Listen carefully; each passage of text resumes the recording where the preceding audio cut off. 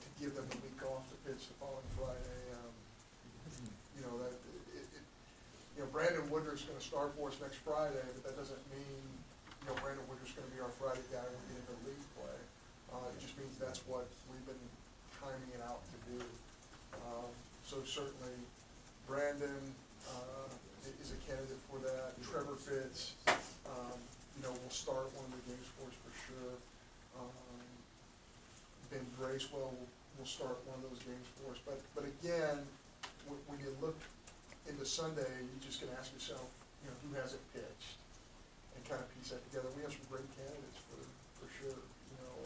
We have some young guys that really play the baseball well, and I was really encouraged. I thought Dakota yesterday and Sexton really locked horns, and two freshmen did a great job controlling the running game, throwing to the bottom of the strike zone, throwing a second pitch in the strike zone, fielding their position.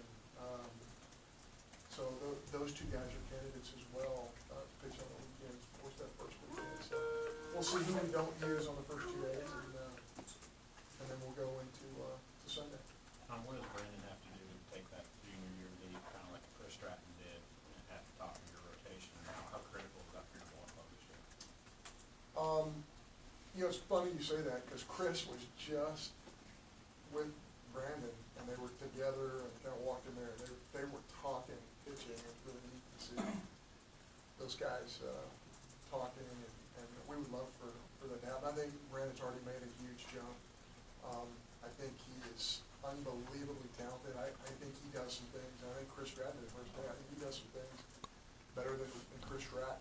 I think he's got a little bit more on his fastball. Chris probably had, his slider was probably a little bit better pitch, but I think Brandon has a chance to be that guy you're describing, that guy who makes that third-year jump. And, we would love for him to be that guy who gets 90, 100, 110 innings into it. That means we're getting deep into the year and deep in the tournament play. And I think he's just a really good athlete, but he's matured in such a way to where you really believe he's going to make big pitches when it matters the most. So it's been fun to watch his development. Of course, a big part of that is his relationship with Coach Thompson. Butch Thompson just did a great job. You see where he was when he got here, you see where he is now. It's pretty eye-opening to see his development in Mississippi State. Do you like where your bullpen's at right now? It seems like a lot of guys have already kind of established what their roles are going to be for this year. Yeah, we like that part because we don't want our kids to experience something in a game that they haven't experienced in practice.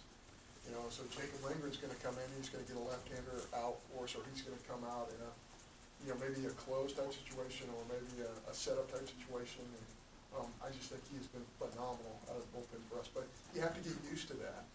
And, pitching on a Friday and then pitching again on a Sunday, throwing an inning here and then an inning there, that's something you have to be trained to do. And certainly I think that we're in a good position for that to happen. I like our bullpen a lot. Certainly, it's kind of hard to call Ross Mitchell a bullpen guy because he's such a long distance guy, but he's another one of those 8 guys that's going to pitch this weekend, and he's been phenomenal. Coming off of his surgery, he has just taken off where he left off. I mean, he's just been phenomenal. Not only what he's done on the mound, but his leadership with our club.